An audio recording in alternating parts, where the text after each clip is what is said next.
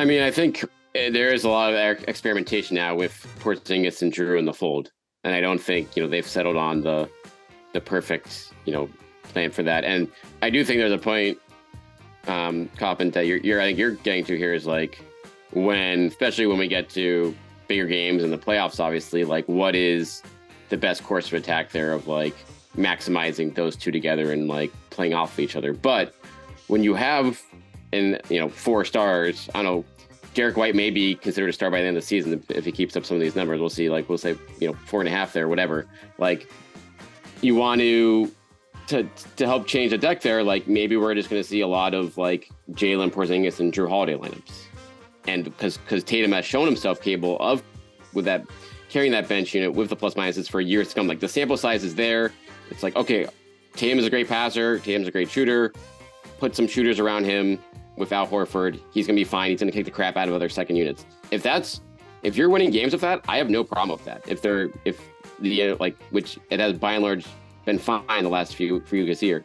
Celtics Beat is brought to you by FanDuel, the exclusive wagering partner of the CLNS Media Network.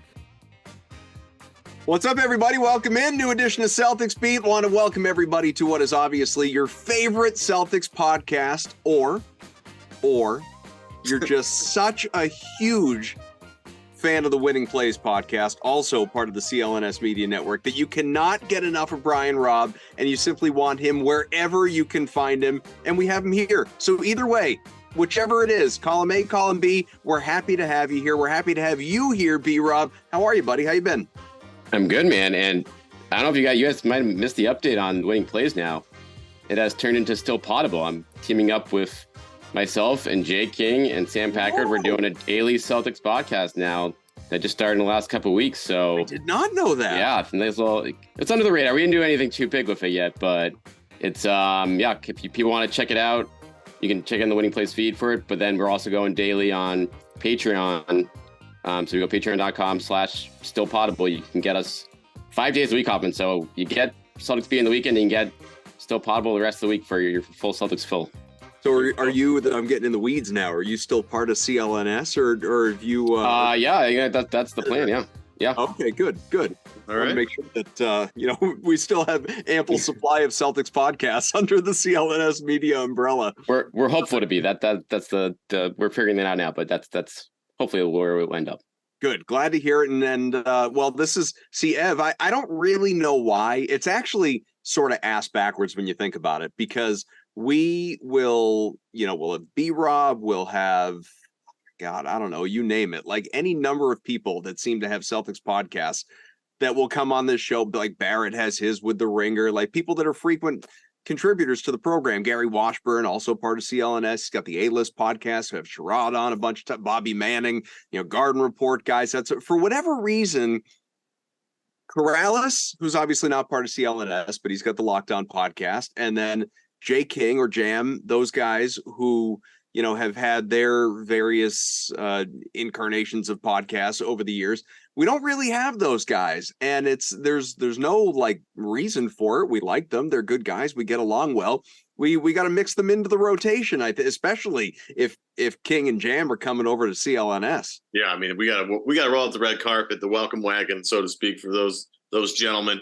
It's always nice sharing the space with everybody, but everybody knows those 3 individuals help make up what is an excellent job of people that cover this team, whether it's people, boots on the ground, at TD Garden, on the road with them, going daily like Corrales does, or whether it's, trying to be a little quirky and funny like my man, Sam the Jam Packard. He's just one of my favorite followers of all time. And Jay King brings a little bit of both. So it's like, it's between that and everybody at CLNS, we got everybody covered. I mean, when you think about the plethora Forsberg, I didn't even mention Forsberg. That's another one too. He comes on all the time. The plethora of options that you have for just quality content revolving around this team is really unbelievable. Like I don't think any other team outside of maybe like the Lakers has just the amount of content crew that the Celtics have. I mean, literally our entire network's like dedicated to it. So it's pretty impressive. I think the Lakers are up there. The Warriors are up there for sure.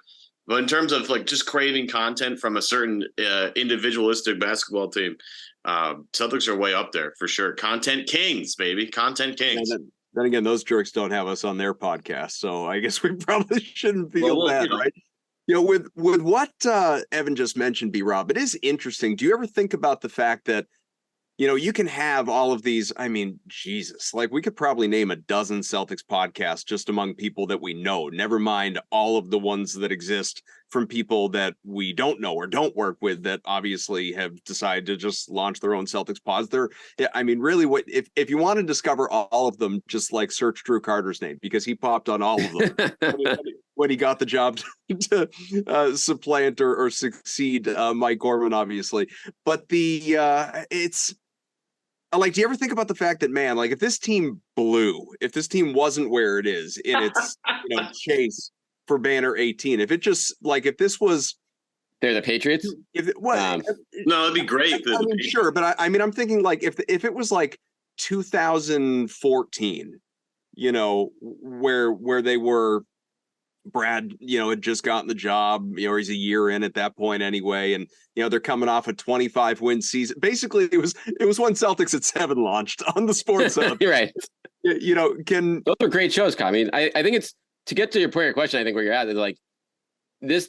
I think it's a lot of it. Obviously the team being good certainly helps but like, I also think it's and I think a lot of NBA fan bases are like this, just a very committed fan base in general. And a lot of like smart fans, a lot of passionate fans back now, obviously, and also back when they were, Brad Stevens was just starting and they were starting to jumpstart the rebuild 10 years ago during the Celtics at 7 days. So it's like, I think you're seeing, the evolution of it as through time, but there's certainly, I think it speaks more just to the fact that there is a very large passionate fan base all over the country and the world, obviously. And the people, we're trying to feed them. So they're out to a 7-2 start, and the last couple games have been wildly entertaining, a ton of fun. Obviously, blowout win of the Raptors wasn't so good for a parlay that I had built. Blowouts never are in gambling. The Nets game, that in-season tournament game. I don't know why I put in quote fingers. It is the in-season tournament. Even I probably put in quote fingers because I just don't care. But we'll get to that. Coming off a couple of narrow losses, the overtime defeat to the Timberwolves, and then falling in Philadelphia as well. People were starting to raise the red flags. So, there's this issue with the bench, or obviously ball movement, which I actually do think is an issue, or what minutes look like when Tatum is on the bench, and how the lack of production looks at that point. There are all sorts of different things, obviously, but at 7-2 right now, what are your big takeaways? Are you surprised by anything that you've seen with this new look group since we're catching up with you here for the first time since the season began? Yeah, I mean, I think they're honestly ahead of schedule in terms of how they look right now on both ends of the floor, to be honest. They had a couple blips there on the road against good teams in Minnesota and Philly. So it's easy. This past week, there's obviously a lot of attention on that. But you look at how they played in those games, how they shot in those games, and it's like, all right, they shot like 38% and they still had a chance to win both of those games. So that's a situation, I guess, more the Minnesota one than the Philly one. But to me, they're third in defensive rating, third in offensive rating right now. And you talk to these guys in the locker room and they're just telling us, yeah, like we are just like, we have so much more room to grow right now. Like our chemistry is going to be so much better. So there's been rough spots here or there, but the Porzingis fit, I think, has been tremendous. I think Drew Holiday, the sacrifice in terms of doing whatever the team needs on any given night, has been very good as well. Knowing how he is as a player, that's not a big surprise. But all things considered, comparing to where the rest of the East is, comparing to where new splashy additions are, like in Milwaukee and the Clippers of Harden and Lillard, like there's a lot to like in terms of where this team is right now, I think. I don't have to agree with that, Kaufman. It's just really been, even like we're talking about like at the end of games, just process stuff, which obviously you text me during games and you're just in ecstasy. Well, for the most part, yeah. I mean, how could you not be? They're winning by 30, points a game every other game. It's just outrageous. And there's some, again, at the end of games against Minnesota, especially against the Sixers as well. There's some process stuff that needs to be ironed out and worked out. And I think if you have concern about that, it's okay. I think it's fair to be concerned because it looks like it normally does for the past couple of years. The Tatum on-off splits.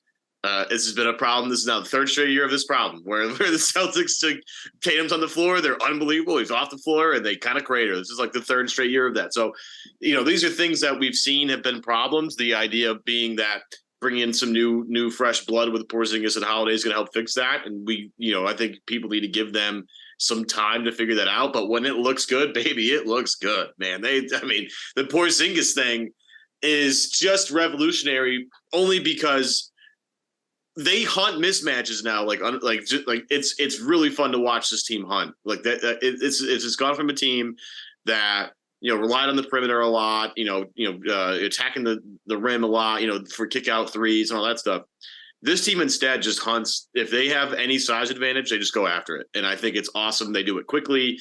Porzingis has been just fun to watch him pick on smaller guys. Tatum's got people in torture chamber. The offense, when it's really clicking, is unbelievable. And defensively, they're way further along than I would expect, considering they have so many new pieces and faces in that core five. Again, 7-2, 2 losses to really good teams. I love Minnesota, and Philly's been really great. So you can't, again, could they be perfect? Sure. But you know what? 9 games in, you got to feel positive. So going forward here, I guess, let's, I don't want to turn this thing negative. I think the positives are overwhelming. We could sit here and recite all of them, but why not be a little bit constructive, obviously, Robb? At 7-2 and, some interesting tests coming up. You got the Knicks again, who are not a bad team. They're not a great team. They're kind of middle of the pack, obviously. This game is on Monday. Might very well be tonight if you're listening to this on Monday morning. We're recording here on a Sunday. At Philadelphia, at Toronto. These are games that are happening before next weekend anyway. So it's kind of a busy week, and obviously a road trip coming up here, the 4-gamer that includes stops in Memphis and Charlotte. What are some of the things that you think this team has to work on to sort of alleviate any concerns that people do have right now that are within their control? You can always worry about injuries and things like that, but things that are within their control, where do you fall on that? Yeah, I think you can certainly a couple areas. I think the bench situation is something that's worth keeping a close eye on. And Payne Pritchard's had a rough start. He had a nice game Friday, but by and large, he's been down. Al Horford's shooting has been off a little bit as well to start the year. So how much of that you want to say, it's like a 10-game sample size, little slump to start versus all right, are these areas that, do they need more firepower help with the bench eventually if, looking ahead to potential additions there. But then you look at, guys like Sam Hauser, I think has been, played great. He's been the most consistent guy there right now, which I think is huge to have one of those but mm-hmm. You go down 9 through 15 and it's kind of been trick or treat for that stuff. And so that, to me, that's not a huge deal at this point since it's early and everyone's healthy. But I do think part of the equation here is trying to plan for, okay, injuries are going to happen. There's injury prone players still on this roster or guys that you just want to rest regardless. And do we have all our, holes filled on that front? And so trying to figure out more of what these guys can do at the bottom of the roster in the next couple of months before those decisions are made, I think is certainly a big part of the equation there, since early on, a lot of them haven't, especially a guy like Brissett, Lamar Stevens has only gotten a couple chances, but by and large, I think the bench is underwhelmed as a whole. Hauser's the one that I expect Payton Pritchard to rebound. He, shooter's got to shoot. Obviously, he's going to find his rhythm. It's going to happen. He's, as we talked about plenty in the offseason, he's playing 20 minutes a game. I wouldn't be surprised if that number climbs a little bit, even he stays in that 20 to 25 window with regularity, especially, when inevitably guards miss time. Derek White missed time with the birth of a child, and, guys are going to miss time for whatever personal reasons or injuries. And so it's only going to up potential Payton minutes. But Hauser's the one that I spent so much time, Robb, any listeners of this show know, I spent so much time last year talking about how, man, when you lost to the Warriors, you really could have used a guy like Hauser off the bench. I mean, he could have potentially shot you out of some of those situations where the offense was stagnant. And fine, he's a rookie. He didn't really play during the regular season, didn't get that opportunity.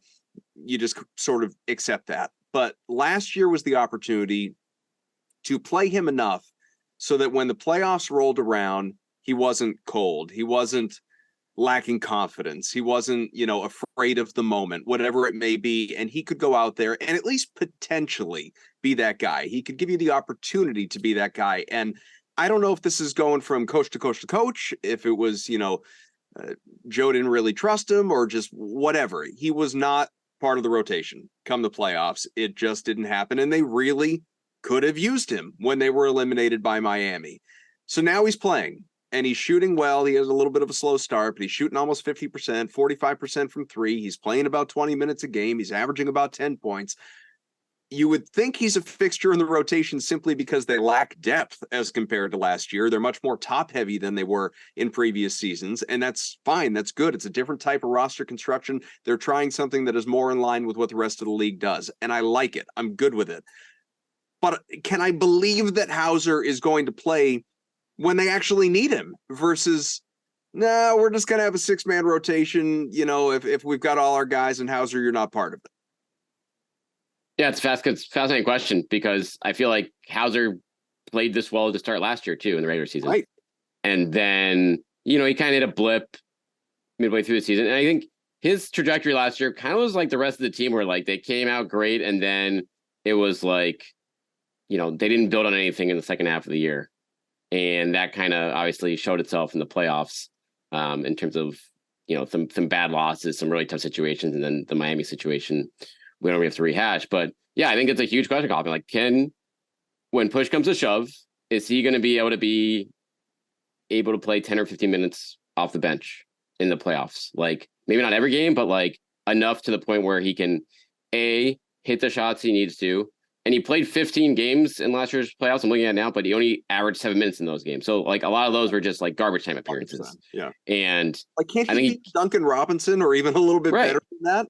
Exactly. Like, and the theory is, in year 3, as he grows into it, the hope is like, yes, because it's like he is the perfect part to have around a Jason Tatum in terms of like he stays in his lane, he doesn't take dumb shots, he doesn't turn over the ball, and he hits threes. So that's the guy you want to make teams think twice about double teaming Jason Tatum or just think twice about giving more attention to Porzingis as opposed to whatever there. So whether he can earn Joe Mazzulla's trust here over the course of the next couple months, and I think it's going to be huge because if not, then that's certainly an area you're going to have to be like, all right, do we have to get someone better that we trust at the trade deadline in this kind of, 3-4-ish type role off the bench if we don't think Hauser's the guy when push comes to shove. If you look at some of his splits from last year too, I pulled it up and it's like, yeah, he started the year on fire in October, 56% from three on 3 a game. He only really had a dip in the middle of December and January. It was 28% from three in December, 31% from three in January. Then finished off February 49% on 5 attempts a game. March 42.6, so 43. And then April, 43% on 8.8 attempts a game. That's just 4 games in April, so it doesn't really mean a lot. Like he a lot of attempts though. Yeah, I mean he I think it's just about consistency for him. If he can stay consistent, I mean, obviously there are going to be shooting woes throughout the year. It's just it's a game of variance, but like he is a tremendous shooter. And if he's given the opportunity to play with these guys, he's going to have wide open looks all the time. I mean, all the time. And as an open 3-point shooter, he's very good. I think Mazzulla's going to have to, and maybe it's a little bit pandering to other guys on the roster last year. You got to play smart, you got to play Grant, or like whatever. I don't know. I'm not inside the wall. It was crowded. It was crowded rotation last year for especially the playoffs. I think it's interesting, Kaufman. I thought it was interesting, first couple of games. And I think it's still it seems like Hauser's role is pretty set in stone right now. I mean, the first couple of games, he was one of the first guys off the bench. He is solidified in that top 8, top 7. So at this point, I would say, he's going to be a guy that's going to be relied on throughout the year. For him, it's just going to be a matter of being consistent and trying to make sure that he gets, the process is good. Whether the shot's going or not, that's going to come and go, but the process being good. Can that be consistent through 82 games? Because he's going to have plenty of opportunity, right? Somebody's got to come in between the Stevenses and the Brissetts and the Hausers and the, We'll see what happens with Jordan Walsh down in Maine. There are minutes to be played on the wing because they have two absolute stud wing guys that can't play 48 minutes a game. There's going to be opportunities for these guys to play. Hauser is by far the leader in the clubhouse for the most reliable wing player they have. And it's just about him, just staying consistent. In year 3, he's had some ups, he's had some downs, but it's going to be about, staying level. And I think, if Mazzulla doesn't pull the plug on him too early like he has in the past, I think it's going to be all right. I'll say this, though, Kaufman, his role is going to be vitally important for the reasons you discussed. He's going to make life easier for everybody in an ideal world, right? Offensively, at least. Score early this NFL season with FanDuel, America's #1 sportsbook. Right now, new customers get $150 in bonus bets with any winning $5 money bet. That's $150 if your team wins. If you've been thinking about joining FanDuel, there's no better time to get in on the action in NFL. The app is so easy to use. There's a wide range of betting options, including you got spreads, you got your player props, you got over-unders, and more. So visit FanDuel.com/Boston and kick off the NFL season. FanDuel, official partner of the NFL. B-Rob, something that Evan and I have been texting about with our buddy Seth, who comes on from time to time. I think you've met him or at least talked to him before. Is we alluded to it before, the Jason Tatum on-off splits, and why it is. And this is not a Joe thing specifically. This happened with Ime. It happened with Brad, as these guys have grown into the players they are now. But especially now, why there's this insistence to stagger the Jays and play them just not as frequently together, and how much more dominant, how much better a team they are, which is not rocket science, when both the Jays, Tatum and Brown, are on the floor together. Like Seth sent along Jalen and Porzingis with Tatum on the net rating, Ev? Plus 28. Jalen and Porzingis with Tatum off. Yeah. -7. Yeah. The three of them on the floor together is insane. And when Tatum's not there, it's not nearly as good. So I know you're not going to play him 48 minutes a game. You're not going to play him 40 minutes a game. This isn't, the Jordan era or something like that. But you would think there could be a little bit more overlap between these guys beyond obviously starting minutes than we're seeing right now. It seems like they're just perfectly comfortable to have a mix of the starters with a guy or two off the bench and have Tatum with an entire bench unit at times, just because obviously he's capable of carrying that. And that's great. He's a superstar. He's an MVP candidate, but are they necessarily, not that I know better than Joe, but I'm a consumer, and I'm within my right to question, are they at their best? Are they coaching their smartest in terms of the way they're working these rotations right now?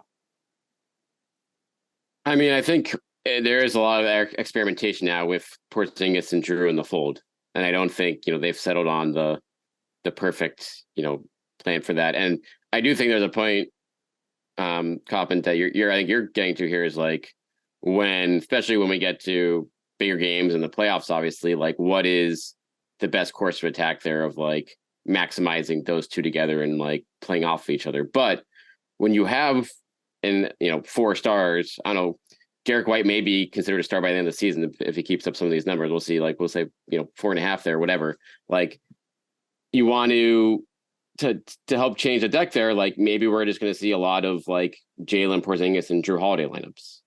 And because Tatum has shown himself capable of with that carrying that bench unit with the plus minuses for years to come. Like the sample size is there. It's like, okay, Tatum is a great passer. Tatum's a great shooter. Put some shooters around him with Al Horford. He's going to be fine. He's going to kick the crap out of other second units. If you're winning games with that, I have no problem with that. Which it has by and large been fine the last few this year, where if things start to go awry there, or just like that combination with Brown and Porzingis doesn't get better, then yeah, I think you have to look at it being like, okay, how do we have to tinker with this more? How can we better, maximize Tatum's minutes and maybe get him bring the best out of Jalen more, if that's like ultimately what we want to be a priority for this, to get to a title, like we need that. So to me, that's going to be a lot of experimentation all year, but I'll be curious. I think that is something for if you're a Celtics fan, that's definitely worth watching to see how that kind of plays out, because I think there is still a lot unsettled there in terms of what's the best, lineups on any given night, and even from quarter to quarter. Yeah, I'm trying to find a lineup. I was just going through it really quickly to try and find a lineup. What happened? Like, what's the best? Because Seth has floated out just play the Jays together all the time and stop trying to stagger them. Can they survive with a Porzingis, Holiday, White, Hauser, and X? Al Horford. What does that lineup look like? Can they survive in those minutes? Where are they weak? Where are they strong? I mean, that team can spread the floor, no question. Can Holiday and White and Porzingis put together enough playmaking and offensive creation to keep that line afloat? Because obviously you could space the floor with 5 out. Horford can obviously space the 3-point line. Porzingis is outrageous. But I guess the shot creation is the only question there. Between White, Porzingis, and Holiday, could you get enough on the offensive side of the ball? Defensively, I mean, obviously you're not going to always win every minute of every game, but can you stay afloat? Can you keep it close? That's the thing Denver tried to figure out last year is okay, the Jokic minutes, we're killing teams. The non-Jokic minutes, it's not great. So how do we shorten the gap a little bit by bringing those non-Jokic minutes closer to the Jokic minutes? Because once they solve that problem, everybody's dead. So can the Celtics figure out a way to do the same thing, and maybe experimenting with both of them off, trying to figure out a 5 that works with, or surrounding the 3 stars, quote unquote, that they have? That's a question Mazzulla's got to answer by the end of the year. And again, the on-off stuff with Tatum has been a problem for 3. This is now the 3rd straight year of this problem. So at some point there's got to be some sort of, and this is why the regular season is important. They're going to experiment a little bit, but there's got to be an answer to this question. Otherwise, if it's not on the roster right now, they got to figure out who that guy's going to be come February. Yeah, without a doubt. But I think it's a good point. I mean, I don't think we've seen much of the Drew, Porzingis, no Jalen minutes period. I mean, I'm sure they've played together at Spurs, but I feel like that's a lineup we haven't seen much of. And I do think, if Tatum, I think in the past it made a lot more sense to stagger Jalen and Jason, because you needed that shot creation with the bench unit just based on what you had talent wise. Now with this team with Holiday and White developing and Porzingis here, you may not necessarily need that. And if Jalen plays that much better with Tatum, then maybe you just roll with that and see what Porzingis and Drew and White and company can do as your primary other, bench unit. I feel like there hasn't been, maybe I'm wrong about this, and maybe it's I'm not listening or reading the right stuff. I feel like, people are writing articles. I saw one from Washburn earlier today about how everyone is cohesively fixated on Banner 18 and winning his first, all that, obviously. But I'm wondering, because you're so much closer to it than Evan and I are. I mean, you're there, you're in the locker room, you're there every day at practice, games, all of that. Just culture, right? What does this look like? Clearly it's good, so I'm not digging for something negative. I'm just wondering how it compares with Porzingis in, Holiday in, versus the Williams and Smart out. What's the feel around the room and just this group versus what it was last year? I think it's been, it's surpassed my expectations so far in terms of you think those are 2, big personalities that everyone loved in the locker room, and Marcus and Grant. But I guess what's impressed me so far is the Porzingis buy-in is even far better. I didn't it's tough. Porzingis' track record in his career, he's had ups and downs, and he's never considered me first guy, but certainly not someone for his passing or sacrifice, whatever. But he's, ever since he got here, he's really saying all the right stuff on that front, and his play on the court actually is backing it up to where it's it's the one thing it's fine. I don't care if I get 5 or 10 shots one night if I'm let other guys eat, if you will, or whatever the best matchup is. But he's kind of been leading into that and leading into, hey, this is a rough loss, but we're going to learn from this. I'm embracing the loss stuff. It's okay, this is, I mean, who knows? It's 3 weeks in. We'll see what we look like in, the middle of a playoff series on this stuff. But that's the stuff, for this to work, you need that from him. And Drew Holiday, they were throwing in a question what are you going, teammate of the year 3 times? I don't think anyone is surprised that he's able to come in here and give them whatever they want. But Porzingis to me was the guy like, okay, is he going to actually like, sacrifice himself for the state of the team and like do the dirty work, if you will, with screening and all that stuff. And it seems like he is so far. And so that just raises this team to low. And then I think that has helped behind the scenes locker room wise, being like, okay, everyone's bought in here. Everyone's on the same page. Like, you don't have to worry about that part of it. And that is, I think, translating into the start they've had so far. Kaufman, look at this man. He has not stopped smiling since he got to Boston. This is this is with Abby Chin after the game against the Raptors. This has been permanently on his face since he got to Boston. He has looked like this every day. I think B-Rob's right on the money here. Getting Porzingis to buy in from minute one has been a huge lift for this team in terms of keeping the focus on the right thing. He's come in, he's like, and I think he said it really well. Like after this particular win against the Raptors, he's like, obviously we're not going to, things aren't going to be as easy as they've been for us. Like this is important for us to understand. Like, yeah, we had some bad games. We can overcome those bad games and look great pretty quickly. And he's just all the stuff that you hear from him, from everybody on this team. It's if you're looking for focus, they've all said the right stuff ever since Drew Holiday got there. And it's really awesome to just hear everybody talk about, this is one of 82. We're going to keep building and building and building until we get to the playoffs. And like these games are good tests for us. Whether it's they win by 50 or they win by 2 or they lose on the road, like they're learning lessons. The building blocks are there. It's been, again, I think probably a significantly less effortless start to the season than last year was in the year prior. This has been awesome. A bigger picture thing for you, B-Rob, while we've got you a few more minutes. This in-season tournament is underway. Obviously, people saw the new jerseys, the new courts across the league. Nobody, when I say nobody, I don't mean people like yourself. I mean, the average fan, I don't think has a clue how this works in terms of the standings and playing toward the in-season championship. And, I sincerely hope that whichever team wins this freaking thing, there's a banner and a champagne bath and a bender for a week. Yeah, like if we're gonna pretend this is a thing, let's really make it a thing. Let's give guys, medals if they're not going to get rings. But let's really play it up. I see there are a whole bunch of people, just I won't name names, but there are people out there on social media that are talking about praising Adam Silver for innovation, and if you don't create, they're blah blah blah blah blah. There's another expression too, B-Rob, which is if it ain't broke, don't fix it. I don't care. I don't think I'm even in the minority among people that don't care. I think the players themselves really don't care, because even the individual amount of money that they get if they win the thing, these guys, most of them anyway, certainly top half of rosters, make so much money that this is chump change. This is not, motivating to, they're going to alter their load management. They're going to play through something. They're like, we got to win this in-season banner. And I'm not trying to be like Debbie Downer about the thing. I just think, I don't know. It's basketball doesn't need to be soccer. I'm glad it works for international soccer. That's wonderful. The NBA doesn't need it. We don't need to just create new things to drum up more in-season interest when you don't have. I haven't seen, correct me if I'm wrong, please let me know if there's anyone within the Celtics that have spoken about this and I just missed it.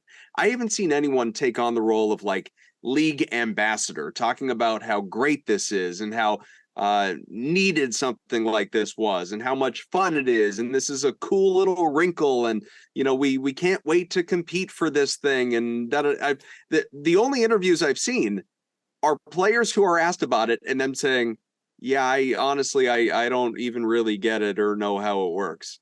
So if that's what the players are saying, how are the fans or media like yourself supposed to feel about this thing? Yeah, I think that's been by and large. The one guy who has been like a little more excited about the rest is Porzingis, because he has that European background of being like, okay, I've seen this. I'm a soccer fan. Like he's seen this over there, so he he's not going nuts over it. But when we talked to him about it last week, he was a little bit being like, oh yeah, I think it's gonna work. Like we'll see how it goes, but I think people get excited about it. But yeah, to your point, especially like the pool play games, like no one knows it different. Like the court is different, obviously, but that's the only thing that like fans will see differently. The players won't be turning it on anymore. When we get to the knockout round, that's the part where I will be curious to see if we just see an extra level at that point when there's like, okay, it's simple at this point. You win, you go on, and if you win 3 games, you're the title winner, and you get to go to Vegas to celebrate that. I think that's when they're hopefully banking on some real buzz coming through and obviously from a real interest from a player perspective in terms of intensity, in terms of emotion. But yeah, hey, if you're paying Pritchard or Sam Hauser, like that's 25-30% of your salary if you win the tournament. So if you get to that week, like those guys are going to be getting after it. Peyton's got a fat new contract now. He does too, but for this year, I think he's only making a couple $1 million or whatever. So the back in the roster, and for as much as these guys, like the Tatum and the Browns of the world, they don't, this is a drop in the bucket for them. Like, who's to say, like, that's a bunch of money that they can, give away to other staffers of the team and stuff like that. So they're going to be, I'm curious to see, but I think there'll be pretty good buy-in from teams that have that kind of like a culture of knowing, like, they're trying to win something bigger. They know this isn't going to matter in the big picture, but this is some reps for when it really counts, 5 or 6 months down the line. So from that standpoint, like, I agree, like, you don't necessarily need it, but like, when you're going against the NFL and the dog days of the regular season, like, whatever, like, see what happens. Maybe they'll be a complete flop, but maybe it'll get some buzz for a week, and they'll like that too.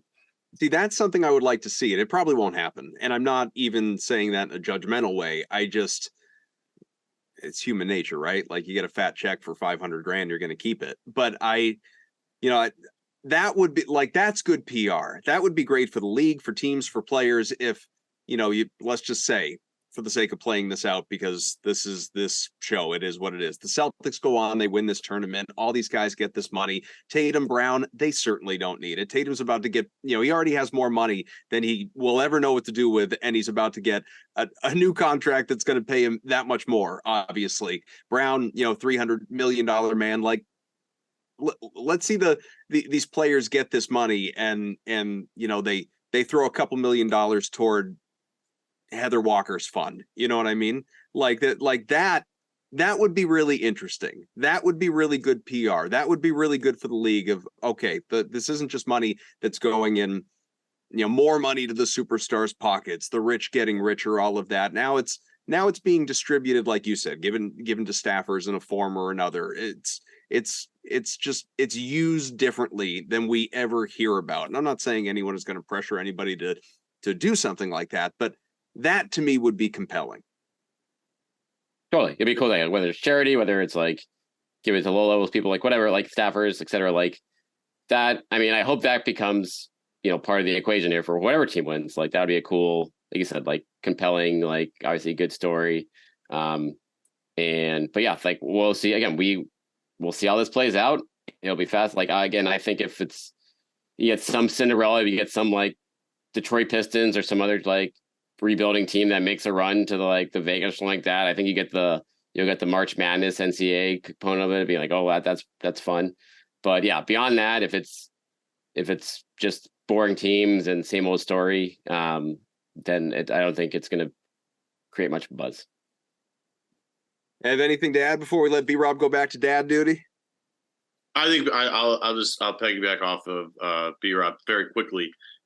This stage, people aren't going to care. As we get to the knockout stage, it'll become way more interesting. I think he's dead on about that. I think nobody cares right now because these games are like whatever. And then, especially for the C's, like their group isn't spectacular. Like, exactly. There's no good games in there.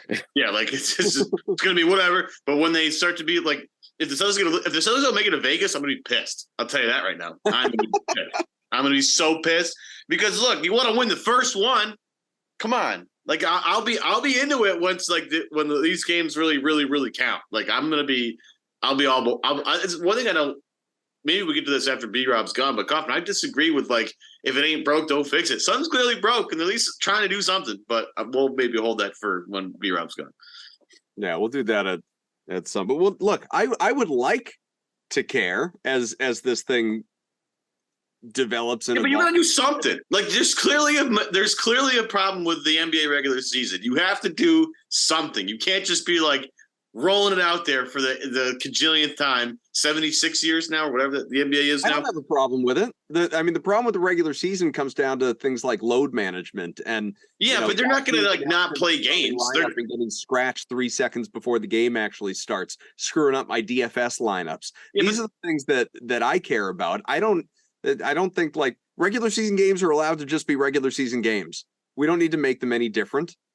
But the rest stuff is bad. And Tatum said it. Tatum's like, kids that come see me on a Monday night in Charlotte, like I need to play for them because they buy my shoes. Issue. That's not this in-season tournament nonsense. Well, they're trying to make the more in-season more valuable. I will at least give them credit for trying to do something. Okay, you cannot continue down this path. You have to do something. Is this going to work? I don't know, but at least they're trying something.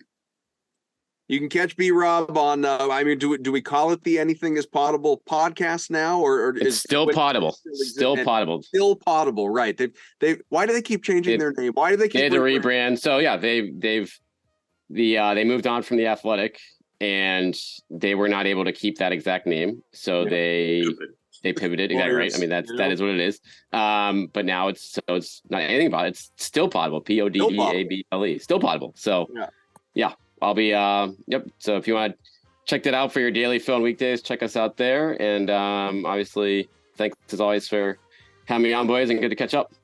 Always. No, we really enjoy it. Check out all of Robb's great work over at Mass Live, as well as the Still Potable podcast daily with King and Jam, who clearly we need to have on the show at some point in time. We're going to be back with you, if not next weekend, then even sooner. That's me saying my alarm saying, all right, hurry up, show's over. Okay, thanks to Evan, thanks to Robb. I am Adam. Rate, review, most importantly, subscribe to the show. We greatly enjoy it and appreciate it, and we will talk to you again next week. We'll see you then.